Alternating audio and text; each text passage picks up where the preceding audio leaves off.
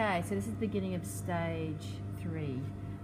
First of all, the first thing we need to do is we need to close up the end of our vent so that it closes from that seam to the top of our cut edge. We do that by folding back those seam allowances, pick them up, and we need to stop level with our cut edge there. So 1 centimetre seam allowance.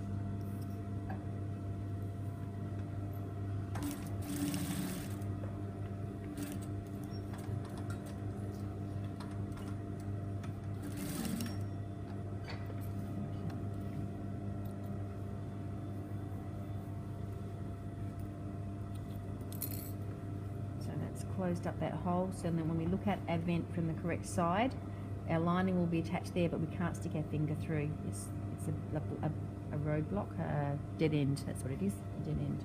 Okay, so now we're going to place our lining on top. We're going to place our wrong sides together so that we can check that we've got our top sleeve and our under sleeve the same.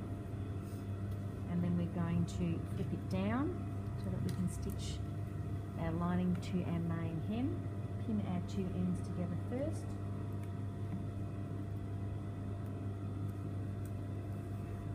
On either end.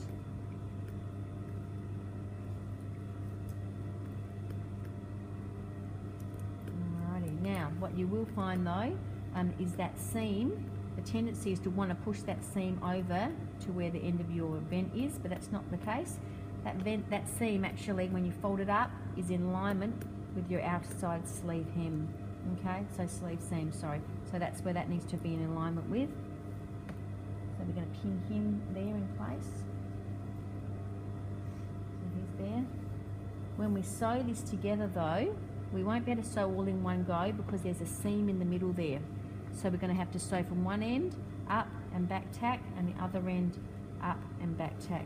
So we need to put a pin in where our stop sign is. You'll notice that I'm actually pulling away that seam allowance, so I'm not catching that seam allowance in there. I'm just pinning it, putting a pin right to where that seam is, there, not including that seam allowance. So when I stitch through, I'm not going to try not to catch that seam allowance there. The same with the other side. Just lowering him a little bit because he's a little bit high. Other side is the same deal. Coming in from that side, I've got to stop there as well. Put a pin on that side. Line him up. Okay, so I'm going to stitch back tack, stitch in there, and then back tack and stop. Start in here, back tack, stitch in, and back tack and stop. From both right to the end. The tricky part is coming in here. You have to get rid of all of that excess and not catch that seam allowance. And remember to stop right on that seam, don't catch that seam allowance.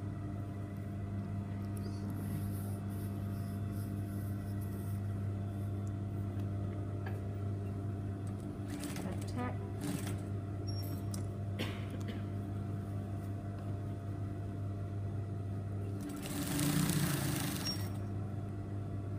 Make sure your seam is open on your lining as you go over it, in case it flicks the wrong way. Make sure that seam allowance is facing towards you so it's out of the way, and you know that that pin is your stop sign.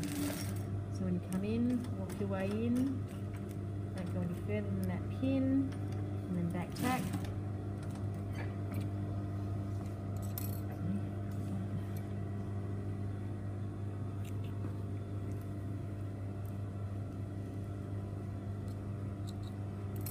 Okay, pins for that side. Now we're going to go in for the other side.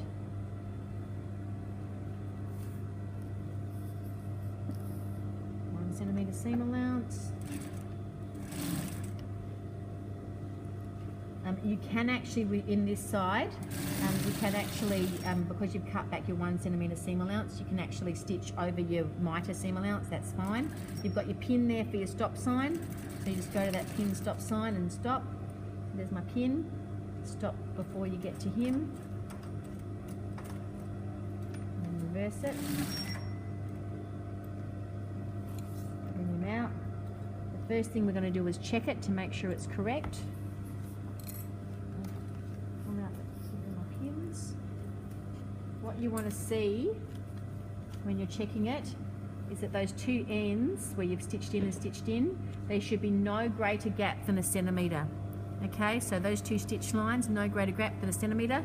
When you flip it over the correct way, if that little hole is bigger than 1 centimetre, it means you can put your finger up in it, which means when you're putting your jacket on or taking your jacket off, you could get rings caught in it, you can get nails caught in it. So you need to make that gap as small as possible so that it catches nothing in it. And from the inside, when you look at it, that's that little gap right there, okay? When you think about it as a finished garment, this vent here, a mock vent, normally, I have a mock vent that doesn't have anything on top of it, it's just like this, but normally it still would have buttons on top of it or something on top of it to hold it flat so that it won't ever really expose that little hole, so you're pretty safe.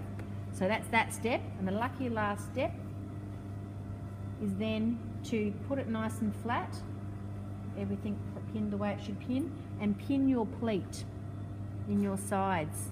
So if that two are matching on top, pin your pleat in the sides at the depth they should be, match the tops, pin that pleat the depth it should be. Okay, we're then going to open it out. We're going to put this side and that side together like that. Match up your folds. The first thing you do is match up your folded hem edge, right on your folded hem edge. They should match perfectly. It's really important. Then you can stitch through your main and lining. 1 centimetre seam allowances. Like my cut work here is not matching exactly at the tops, don't worry about the top. Like I said, in your perfect pattern, it will match, but this is cut work, so it's not matching exactly. But 1 centimetre seam allowance. Really important that you pin your fold first so that your fold matches at your hem edges. That's really important. 1 centimetre seam allowance, because you've got your pleat pinned in place, that should be fine. Let's just see, my pleat is not right. My pleat actually should be, they should be level, both sides should be level. If they're not, just alter them to make them sit the same.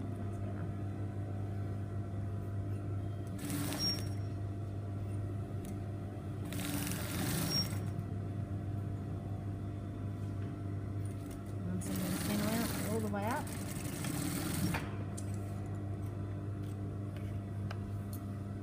Trim your ends. Unpin him. Fold him in the right direction. Let's have a look at him. Make sure he's correct. On the inside, when you look at the inside, now you can press this seam open all the way through. So press him open all the way.